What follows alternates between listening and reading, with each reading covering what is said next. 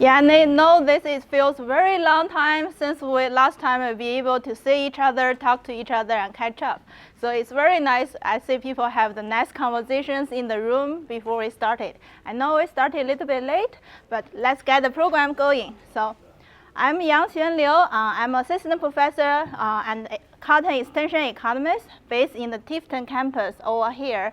So today I want to discuss with you about the economic section and also cotton outlook, what we expect for this coming year in terms of the 2022 crop. I know a lot of you are very excited for cotton farmers for this year. We have good yield, good quality, good prices, and relatively low input costs. But is this going to continue for this coming year?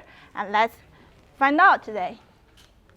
So to summarize what I'm going to talk in today's presentation or today's talk, here are the 5 bullet points I want you to register in your mind while we are going through each one of them. So first one, the reason why we have a unique price recovery for 2021 is because of the recovery of demand for April. The global economy recovered a little bit during 2021, actually on the trajectory of even higher before the pre-pandemic level. So consumers start to demand for more clothing and textile products, and that translates into the cotton area. So that is increasing demand for cotton. And then we have a relatively tighter ending stock for 2021 and 2022 crop because of the increase in demand, and our production globally is relatively lower. So that's another reason we see recovery in prices. And the third one is we are facing the most severe inflation pressure for this past year. The last time the inflation was this high was 40 years ago in 1980s. So this is the inflation translates to all aspects in our life, including the cotton prices. And all this is the reason why we see a recovery in cotton prices from what we experienced 2 years ago during the pandemic at 50 cents per pound for cotton. Remember those low times that we are really struggling to 90 cents, 80 to 90 cents per pound for cotton. What is really making the market right now become $1, $1.10, $1.20 is what's happening in the last 2 bullet points. The supply chain disruptions and delays, and also the stock market volatility that make a lot of investors trying to pull their money out of the stock market and trying to find alternative market to invest their money in. So cotton futures market with more than 100% return from 50 cents per pound to 90 or $1 per pound. That's become a very good market for investors to put money in, and they think that's a place that they can put money in, get some short-term gain in return. So they bid the market prices even higher. It's because of speculation purchase of cotton. So we will go through this one by one. I'll show you some data and show you some graphs for this. So first of all, in terms of the global economy, this graph shows you the global economic growth over the past year. The darker the green color means the higher the growth rate it is. And the lighter color or the yellow color, the pointer doesn't work. Let me use my hand. This yellow color means they have negative growth, but the green color all means they have positive growth over the past year. So look at globally, every single country except for 2 have positive economic growth. And as cotton is a discretionary item, the purchase of cotton really related to the economic up and downs. When economy doing well, consumers purchase more apparel and textile products, and that translates into higher demand for cotton. And when the economy really goes down, consumers trying to save money and save their purchase, so they purchase less apparel and textile product, then the demand for cotton goes down. But we are having a recovery of economy, and that's the reason why you see a high demand for cotton and textile and apparel product. So this graph shows you in terms of what the demand in the US for textile and apparel product, for clothing and clothing accessories. So if we look at this chart, notice this point, a sharp decline in April 2020 during this time, with 75% decline in clothing and clothing accessories. What happened during this time? Do you remember? This time is the time that the COVID first started, and then there's a lot of states, governments, states at state level, federal level, issue all the emergency shelter in place. And we all shelter in place, stayed at home, shopping mall closed down, we won't be able to access to shopping, and consumer really cannot go to shopping and purchase things. So this is the sharp decline in terms of the purchase of clothing and clothing accessories. And after that, the economy started slowly opening back up. Some shopping malls start opening back. Consumers start to adapt to online shopping to purchase clothes and clothes accessory online, and then the sales start backing up. What we are facing right now is actually a very good time for in terms of the clothing and clothing accessory industry. Look at the gap. There's a huge gap right now in terms of how much consumer purchase now compared to 2 years ago, how much consumer purchase before COVID. So we have a 19% higher in November 2021 than November 2019 before the pandemic started. So those translate into higher demand for cotton. This thing not only happened in the US, this is just the data from the US, also happened globally as well. As the economy start opening up, consumers have access to go back to shopping mall again, consumer adapt to online shopping to purchase clothes and clothes accessories as well. This happened globally. So global consumer demand higher clothing and clothing accessories. And that's the reason why we translate into this graph in terms of the global supply and global demand. So the 2019 crop is the 2019 and 2020 marketing year. That year is the most hit in terms of the pandemic. And we see a sharp decline in terms of cotton demand globally. And then in 2020, for 2020 crop, the demand for cotton start to improve back. And this year, for the 2021 crop, the demand is actually at 124 million bales globally, which is higher than supply for the past 2 years. This demand higher than supply for the past 2 years really draws the ending stocks down, as well as improve the prices for the past 2 years. So let's take a look at, in terms of the US production, what happens in the past decade. So last year, in 2020, for the 2021 crop, we have planted around 11.1 million acres, which is a little bit lower than previous years. That is majorly because of during the planting season, there's a lot of uncertainty, and producers are not really sure about what the price is going to be. And at that time, cotton price is still relatively low, so that discouraged some of the acreage in terms of planting. So we planted a little bit less, but last year we have very favorable weather event, not only here in Georgia, but also in Texas. So last year we actually harvest very large quantity of acres of cotton compared to 2020. So 2020, there's a big gap, 2021, smaller gap. We harvest 9.8 million acres in the US in terms of upland cotton. And last year's yield is actually also very high. We have one of the record year yield at 841 pounds per acre on average in the US. And all of those give us a relatively higher production, and also we have relatively even higher demand. So that's what we see in the next graph in terms of the US production, consumption, domestic consumption, export, as well as ending stocks. So the purple line is production, orange line is domestic use and all our export. The majority of cotton produced in the US, over 80%, are exported into the foreign market. So we only consume domestically around 20% or even less. And then the ending stocks. What we see for the 2021 is crop is the US demand meet the US supply, or US supply just meet the US demand.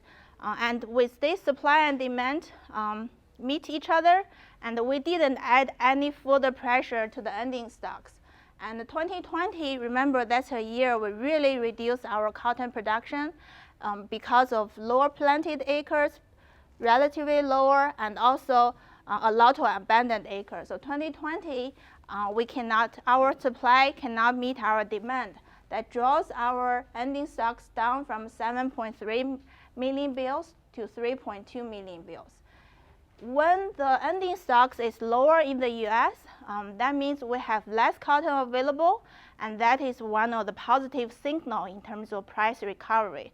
So that's the reason why we see price gradually recover in 2021, in 2020, and then further recover in 2021. And here shows you the story of what's going on in terms of the global production, in terms of global ending stocks and global prices. So for 2021, because I showed you earlier, our supply is actually lower than the demand, so that draws the global ending stocks down, even further down from 2020. And one thing that we observe in the global market is when ending stocks down, prices goes up. And when ending stocks goes up, prices goes down. So if we take a look at what happens for this from 2015 until 2020, when the ending stocks high, prices low. And when ending stocks start to going lower, prices start to recover. What we see in 2021 is an abnormal year. We does expect the prices to go up, but look at the ending stocks compared to 2021 to 2020. It didn't change that much. But what happened to prices is skyrocket. The reason why they skyrocket prices, let's go through and discover a little bit more. So one thing I forgot to mention is the red line is the cotton look A index. This cotton look A index representing what is the cotton prices traded globally. So we consider that as a global price in terms of the cotton prices. So what's happening in terms of the skyrocket 2021 cotton look A index or global trading prices? Is one thing contribute to that is we are facing severe supply chain disruptions. That happens not only for cotton supply chain, but also happen to every single aspect in our life. So think about your Christmas shopping. How many of you are able to find the product that you really want to give to your family? You might have some challenges going to the store this year compared to previous years.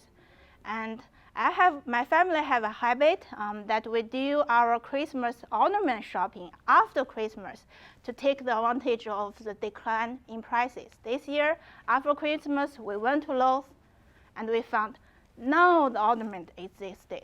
Now the Christmas tree existed. This never happened in the past. What's going on? Supply chain disruptions. And this supply chain disruption in the cotton market, it really hinders our ability to meet the foreign demand, to ship our cotton from the US to the foreign country to meet the foreign demand for consumers or the foreign mill and textile industries. And one thing I want to tell you, or doing a little bit economic education today, is what this means. That is means what we are facing right now is a cost push inflation.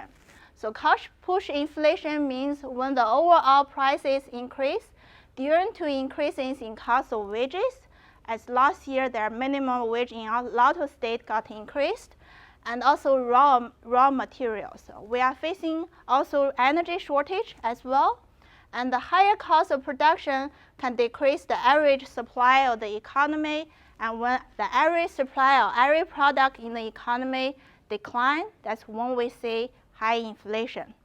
So that's the reason why this chart shows you in terms of the consumer price index, or another word, inflation in the US for the past year.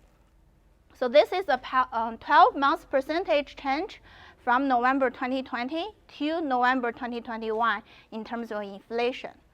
For all items, think about every single thing you are purchasing, 6.8% in terms of the prices increase for this for 2021 or for 2021 November compared to a year ago.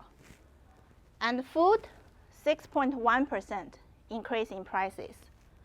Energy, this is really a lot of producers need to pay attention to this year. The energy prices increased by 33.3%.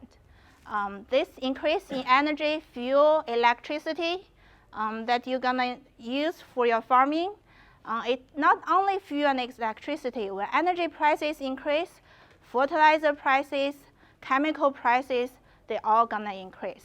So that is one of the not very good news that we are experiencing right now. And for all the items, less food and energy increased by 4.9%. So this inflation, in terms of cotton prices, it also translates to increasing prices for cotton as well. So that's the reason why we see cotton prices recently really doing very well, because one of the contributing factors is also inflation. Another part is the severe disruption in terms of the supply chain issue. We are really facing challenges to be able to ship our cotton product from the US to the foreign mill and textile industries. This graph shows you in terms of the amount of bills have been classed by the end of the year each year. So by the end of December 31st, how many bills of cotton has been classed in the US? So what happened last year? Here, and the 5-year average is a higher one. So we are facing challenges in terms of labor shortage at a lot of classing offices in the US. Not only we face in Georgia, but also all over the US. A lot of people don't want to work, or a lot of people get sick, and they won't be able to go to the classing office, actually help producers to class each bale of cotton. And without the fiber quality data, it's really challenging for us to sell our cotton when the buyers want to buy. So 5-year average, by the end of the year, each year, we almost be able to class all the cottons. It's around 14.5 million bales. Last year, a little bit over 12.5 million bales. This really big gap hinders our ability to be able to sell our cotton to put it on the ship and transport it to the foreign market. And also this one shows in terms of the actual shipping of each week, what happened last year compared to 5 years ago. And I want to acknowledge these slides are from American Cotton Shipper Association. The gentleman is very nicely to share the slides with me so that I can use it for the education purpose in Georgia. So what happened in the past 5 years is the gray line.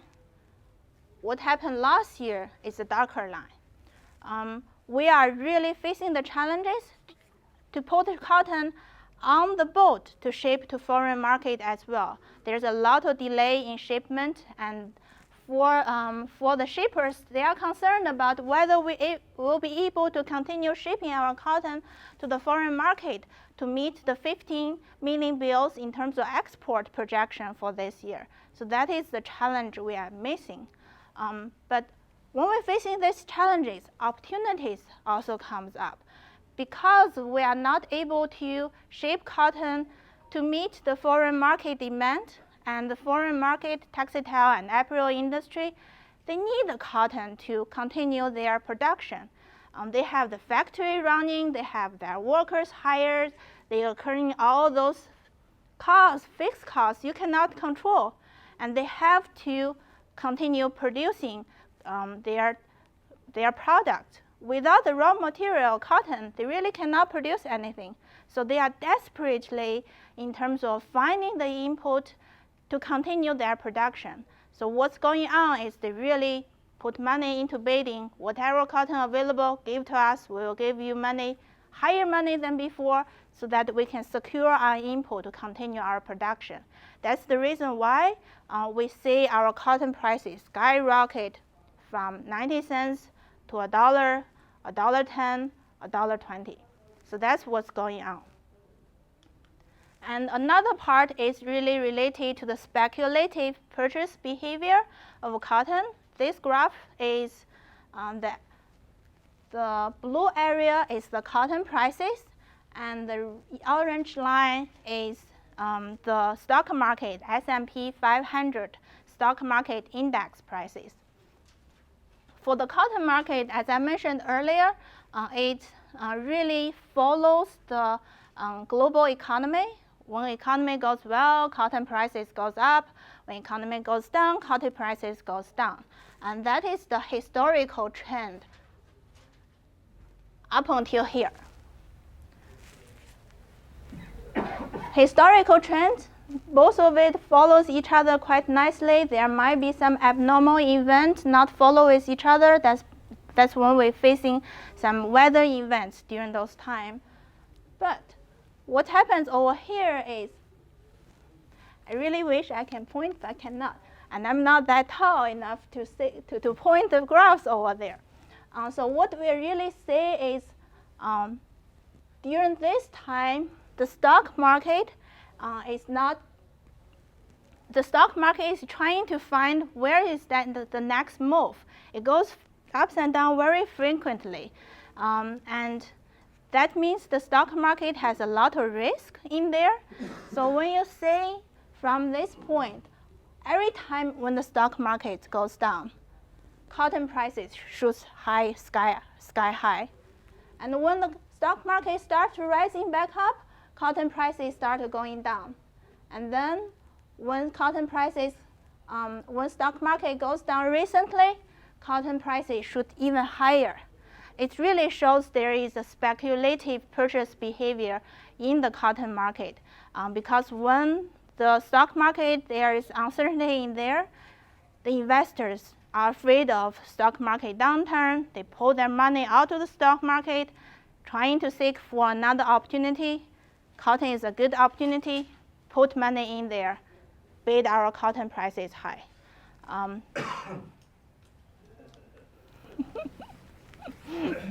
And this is another graph that I'm trying to show you in terms of the speculative purchase behavior.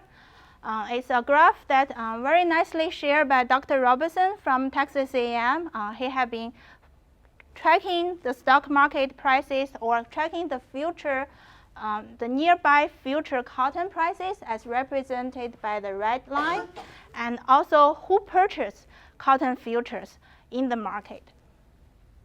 The darker blue color is the index funds managers. Those are more likely to be the people who manage people's retirement account. They have a certain portfolio. They follow the portfolio in terms of their purchase.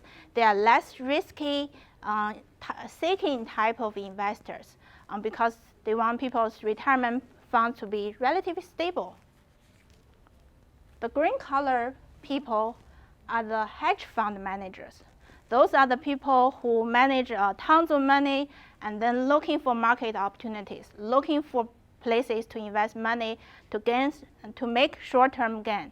And then when they feel the short-term gain is enough, they pull the money out of the market and find the next opportunity. So if you take a closer look at in terms of the hedge funds fluctuation, and then take a close look at in terms of cotton prices, whenever there's a spike for the hedge fund manager or the hedge fund money into the cotton future market, there's a spike in cotton prices. Spike and again. Spike and increase again. And really increase cotton prices during the time, and look at the spike in terms of the hedge fund managers. So One thing in terms of the hedge fund managers and the spike in cotton prices is this investment behaviors is more quickly happening. It can spike up the cotton prices can spike up really quickly. It can also drop really quickly when the hedge fund manager decided this is not going to be a good market to invest in anymore. So they will pull money out of the market, and then the market will drop, and sometimes even drop lower than what the supply and demand even supports the market. So that is one of the things that you guys, consumers, producers really need to pay a lot of attention to in terms of the hedge fund managers' investment behavior, whether they will change it, whether they continue pulling money into the cotton future market will continue this year or not. That is really the risk need to be aware of. Next one is the price expectation for the 2020 crop. So this shows the nearby March futures, May futures, July futures. These are for the current crop, for the 2021 crop. And then October futures, we start to harvest a little bit. November futures for 2022, March, May, July, those are for the new year's new crop price expectation. And one thing, if we compare before the old crop with the new crop, there's a 10 cents of gap in terms of the July 2022 and October 2022 crop. That means the market are expecting that the supply chain disruption, we won't be able to meet foreign meal and consumer demand, gonna be less severe. We probably will solve those issues by the new crop coming up. And even more, the market expecting those issues will be solved for December until July, with the lowest price for the July 2023 price as 90 cents per pound. One thing, this price of declining in price as we're moving more into the future is also another abnormal thing we observe into the futures market. Because usually when there's a longer term in terms of the delivery for the futures market, there's a lot of uncertainty and the risk involved, and investors want to compensate those risks, and then the prices be higher. So normal term, during normal years, we will see an increase in prices from nearby future to longer futures. But for this year, there's a decline in futures. That really means the market already taking the expectations that the supply chain issue is gonna be solved. We will be able to meet foreign demand, and then the prices for cotton are expected to go down. So that's what's going on here. And another part is very alarming message, and I feel very sorry to deliver this message, but this is really what you really need to pay attention to this year. The increase in input cost prices. So those numbers are drawn from UGA Cotton Enterprises budget. Amanda and I work on this budget. She put a lot of effort into collecting all those data. And what happens in terms of the input prices, we updated this last year in November. So the prices is a little bit outdated, and we are expected to update it soon to meet the new prices. But this does give you some background in terms of the stories for what is happening. Compare 2021 to 2022 for irrigated land. 17.4% increase in terms of input prices. That include all the variable costs as well as the fixed costs. So the variable costs are the costs for planting, growing, harvesting, and marketing the crop. The fixed costs are the management costs, depreciation costs, and some other overhead costs.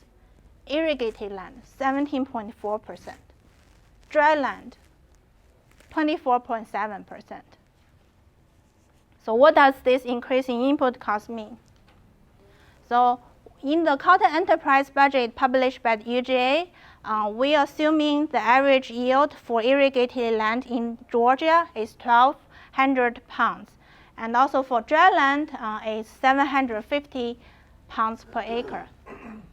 With the current cost, cotton producers this year need to lock their prices for the irrigated land at 89 cents per pound to be able to cover all their costs, to be able to cover their total costs. And for the dry land production, producers need to be able to lock at $1.09 per pound to cover all their production. So for producers this year, really need to think about in terms of how to manage your input, where you can reduce part of the input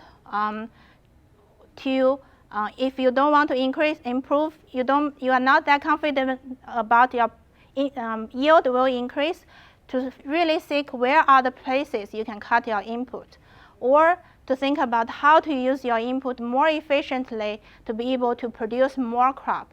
Otherwise, we are going to facing a really challenging year with increasing input costs, as well as expecting cotton prices not as favorable as this year.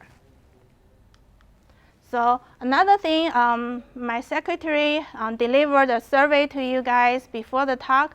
It's one workshop that we are going to do in the mid of March, at the end of March in Albany and Statesboro about the precision agriculture education.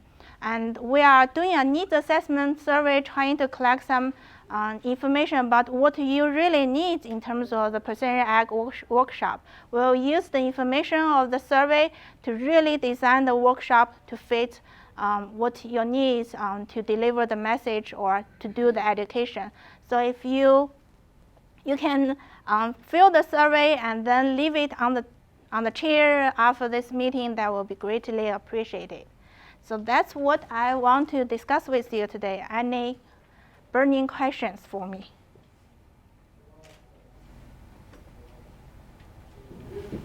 I've got one. Yes.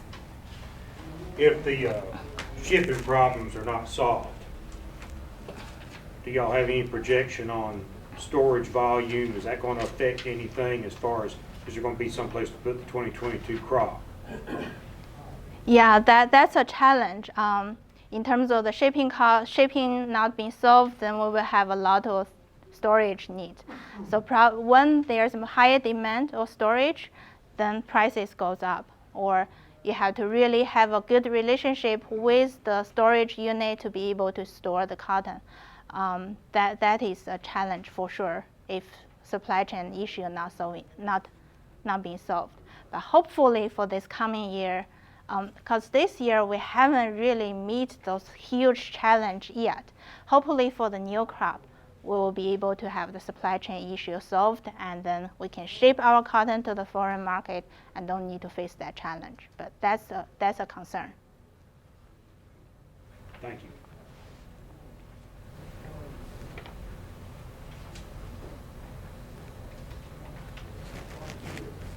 All right, now I'll turn over to my colleague, Ms. Amanda Smith.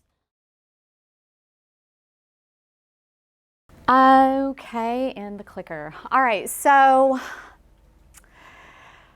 obviously cotton is a global crop. Everything that's going on in the rest of the world is affecting cotton prices and what it takes to grow cotton. So the IMF just recently revised their expectation for global growth down to 4.4%. Last year it was 5.9%. They were expecting 2022 to grow like 4.9%. So they revised it down 0.5%. So we're seeing some slowing in the global economy. And as Serena mentioned, that may mean that cotton prices may come down. Also, inflation is driving up prices, and that's making it more expensive for producers to produce their products and consumers to buy our products as well. The one great thing is that commodity prices are still up, and there are still opportunities for you to lock in profitable prices right now. So be sure to keep in mind what your cost of production is. Try to run those cost estimate numbers so you can try to lock in some good margins. Unfortunately, those high commodity prices are driving the demand for inputs, particularly our nutrients for fertilizers. And so a lot of times in economics we say the cure for high prices is high prices, but we're not actually seeing that in the case of fertilizers, particularly nitrogen, which is really correlated to getting those yields that you want to get. Supply chain disruptions have been mentioned a lot, but they're increasing transportation costs, labor shortages, all of that still going on. Energy consumption is back to pre-pandemic levels and expected to stay at that level. We did see a little dip down after the Omicron variant was announced, but that has recovered. Ag production is bountiful, which we're definitely keeping an eye on because exports have slowed in the U.S. And so going to be watching those ending stocks and see how those change with USDA revisions.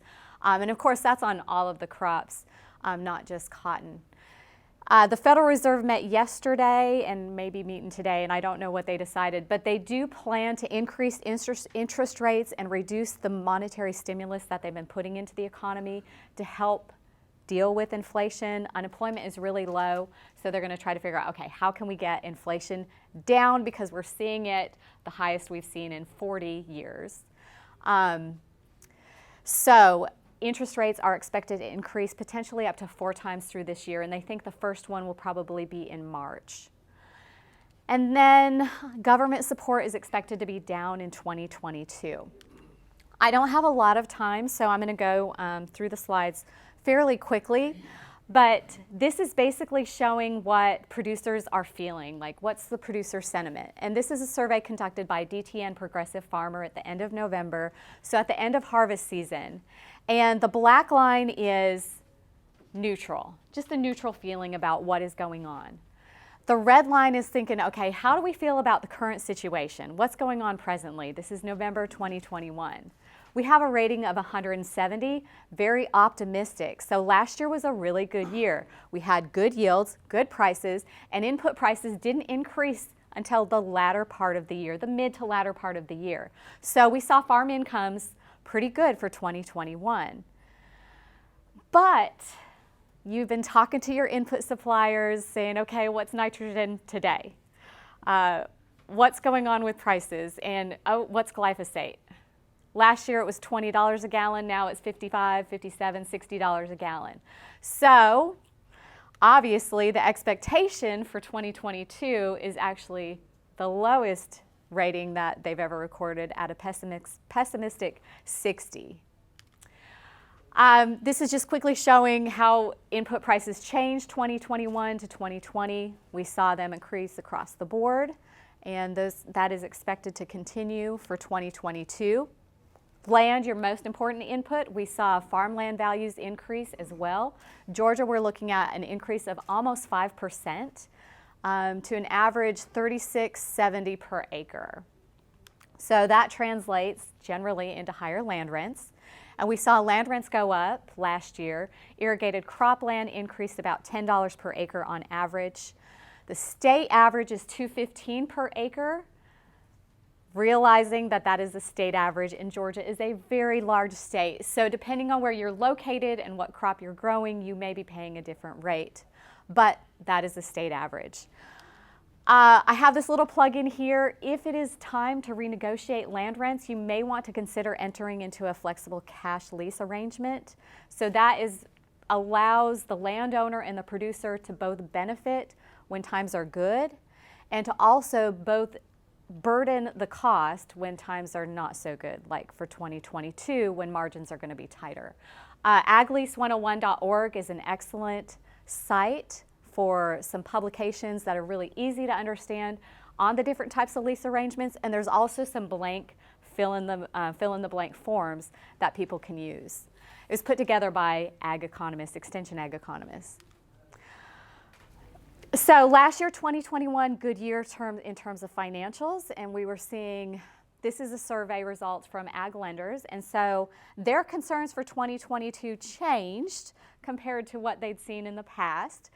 Previously, they're concerned about total leverage. That was like top ranked. Liquidity is always still a concern. Third-party financing was higher ranked. But now lenders are more concerned about production risk.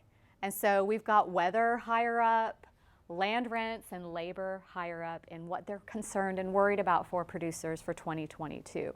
This survey was conducted in August before we saw the big jump in input prices. So if it was to be conducted now, they would probably be concerned about that as well.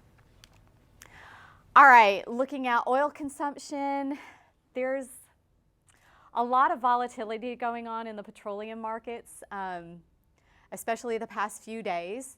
A lot of tension going on with Russia and Ukraine and uncertainty with natural gas and what's going to happen there. And so we've seen a little more volatility in oil prices lately, but the expectation is that throughout 2022, 2023, that global supply and consumption will kind of come closer in line, and prices should stabilize, level off, and be down a little bit from what we saw at the end of last year. And you can see those price projections there. So expected to come down a little bit through 2022 and 2023, barring any unforeseen turmoil that may occur that affects petroleum. All right, so this is local energy prices. We've got nutrients and also fuel. The left axis is the solid lines for NP and K. We're looking at dollars per pound of nutrient, and the right axis is dollars per gallon of fuel, and those are the dotted lines. So it's a busy slide, but tells us a lot of information. The numbers that I have highlighted here show basically a year ago prices, and the prices on the far right are fairly current prices, maybe a couple weeks ago. But you can see nitrogen, the solid brown line, up to 97 cents per pound on average, previously 45 cents. So again, more than doubled. Same thing with phosphorus or potassium. The blue line, 70 cents, was 32 cents last year. And phosphorus, the yellow, hasn't quite doubled, but still up significantly from last year. The white dotted line, farm diesel, $1.72 to $2.94. And then the orange dotted line, LP, $1.21 versus $1.79. So big jumps in those prices, and I'll explain what's going on in these slides. All right, so this is per pound of nutrient for nitrogen, various sources of nitrogen. Big jump we saw last year. It's kind of eased off a little bit, so we're not seeing, the double-digit % increases in prices from each week. They're still increasing though, but we're not seeing it increasing as fast. All right, so a lot going on with nitrogen. Obviously, demand is really high for nitrogen. Corn is going to be the big driver for that, and we'll be watching U.S. corn acres. The economics right now favor corn over soybeans, so we're not expecting a big shift to more soybeans domestically in the U.S. Also, UAN we get from Russia, Trinidad, and Tobago, and the U.S. Trade Commission has evaluated that they have unfairly subsidized their producers of UAN fertilizers, about 9.5% to almost 10%. And so actually at the end of this month, the U.S. is going to figure out if they're going to put tariffs on UAN.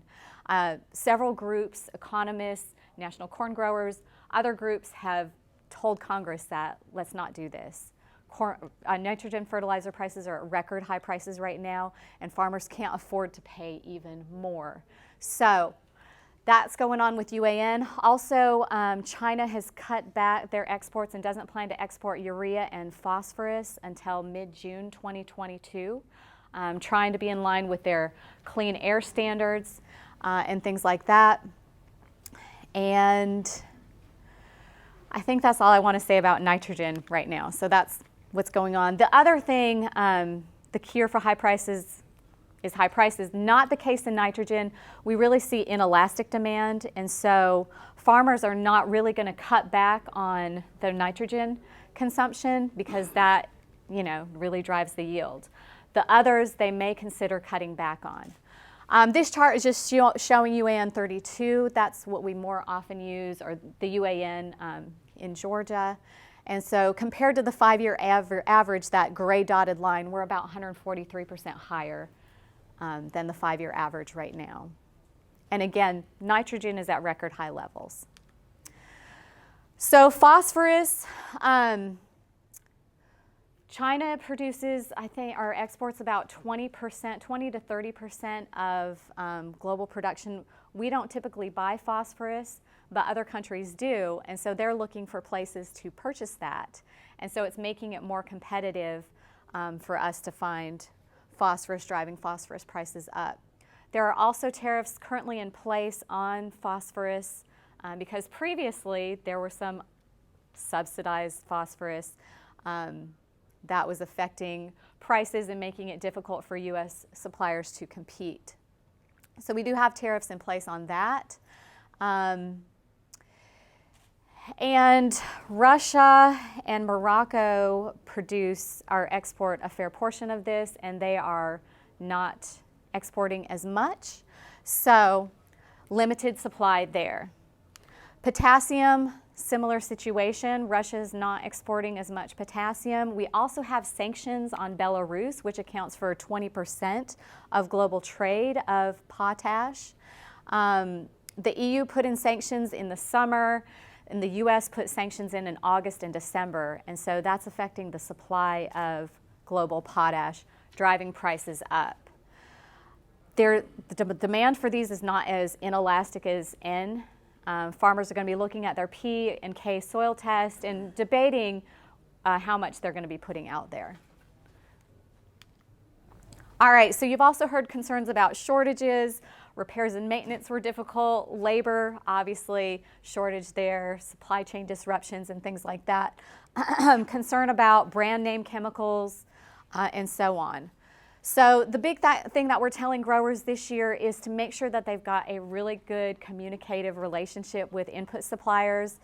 We're not seeing people being able to purchase inputs in advance because the input suppliers don't know if they can have the product for the price that they're wanting to purchase in advance. So we're not seeing that happen. Basically, everything is up. And Serena showed you some total cost of production numbers. Those have some old numbers for fertilizer. I've changed those, or I plan to change them, and we'll update the crop comparison tool. I want to talk a little bit with Serena and our other economists about our market prices before I put that out. But I've revised N to $1.10 a pound. I think I had it 95 cents a pound previously. And P and K to about 70 cents a pound each. So what's going to happen with acres? This is what we planted last year and over really the past 5 years. And I honestly think that farmers are going to kind of stick to crop rotation. Early on we were thinking that there's going to be a big shift to soybeans in the U.S. because nitrogen is so high, but the economics are not really favoring that. We probably will see an increase in peanut acres in Georgia, but the market isn't really saying that we need a lot more peanut acres because there's plenty of carryover for peanuts. So, and I really haven't heard a lot as far as peanut contracts coming out. So I think we'll really kind of stick to crop rotation, probably see a shift maybe out of some cotton into peanuts, but hopefully not a really large shift. And we might see corn stay about the same, maybe increase a little bit. All right, so we've got the crop comparison tool, and I do want to pull that up just so you can take a look at what we have in there with the new fertilizer prices. And again, when you're making your year-to-year planting decisions, obviously in the long run you want to be able to cover this cost and give some return to your land and management. But in the short run, making the year-to-year planting decisions, we're looking at the return above variable cost per acre. And so the cool thing about this, you can plug in your yields to be reflective of what you have on a specific farm that you're looking at or within your county and adjust the prices. Maybe we're a little too bearish on cotton. But thinking in November, you know, the Omicron variant was announced. We saw the cotton market kind of take a nosedive. And knowing that there's inflation and speculators in the market, we kind of put 85 cents in there. We might revise that up a little bit to 90 cents. I'm not sure. I haven't talked to Serena about it. We've both been traveling all over lately. So anyway, plug in what you can forward contract or market your cotton at to see how does that affect your bottom line. Also plug land rent in there if you don't have it, because we don't have land rent in there.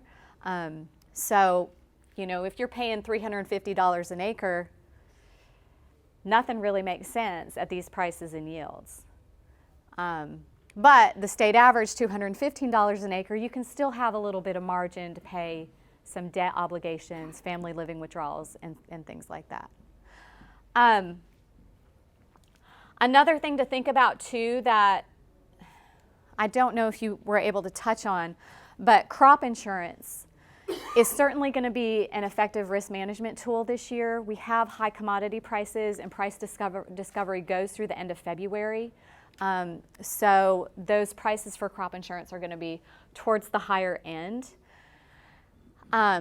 And you can protect, you know, 65, 70% of your direct costs with crop insurance. So if you're looking at your budget and saying, okay, where can we cut costs? Probably not crop insurance is an area where you want to cut costs this year. So just be thinking about that. But use this tool, plug in your prices for your nutrients, your fuels, your commodities, and then see what's going to give you the best return above variable cost. It's also useful for you to say, okay, nitrogen, $1.10 a pound, do I need to be trying to get 3-bale cotton? Is it going to give me the same return above variable cost? So you can change that value in there.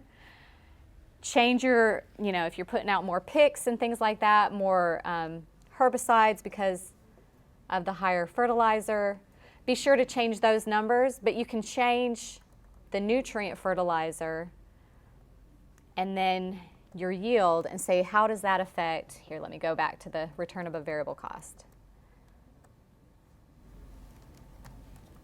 Is it worth it to pay that $1.10?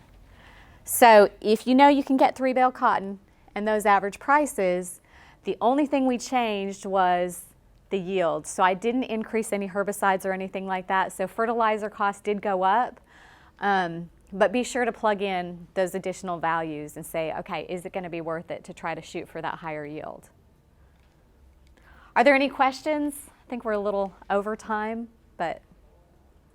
What do you think the Ukraine business is going to do to all this? Well, okay, so previously when Europe had the natural gas crisis and there was concern about, I think Putin threatened to cut natural gas flows to Europe, and natural gas prices went high. We actually saw nitrogen producers cut production because their margins, it wasn't worth it. So they actually cut production. So if that happens again and natural gas prices go up, it's too expensive for them to make it, we'll see it go up and supply go down. That one's a real wild card, and I've been watching the news every single day to say, okay, what's going on with Russia and Ukraine?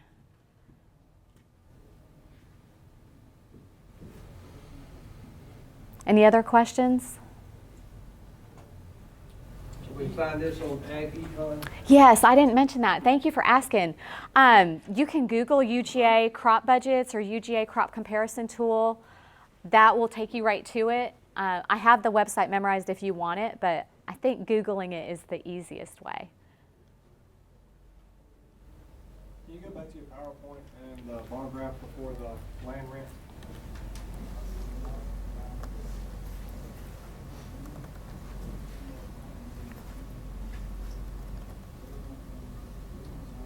Number 4. Oh, this one? Yeah. So that was the prices, the basically production expenses 2021 compared to 2020.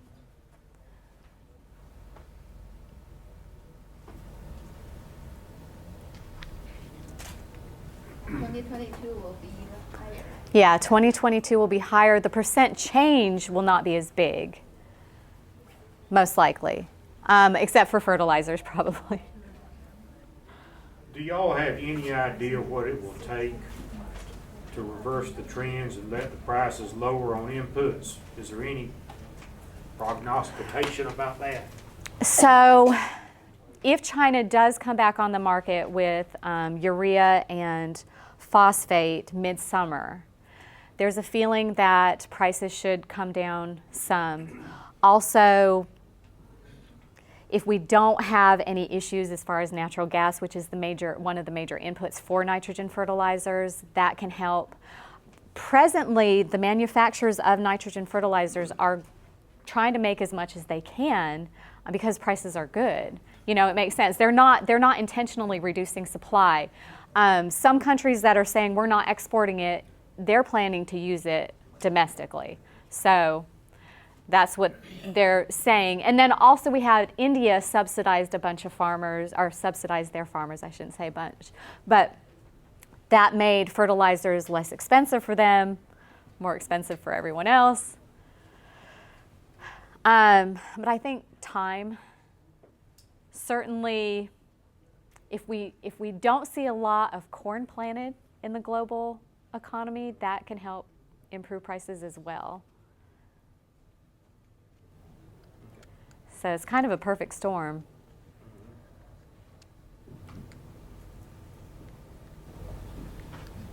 All right, thank y'all so much for your time and support of our extension programming.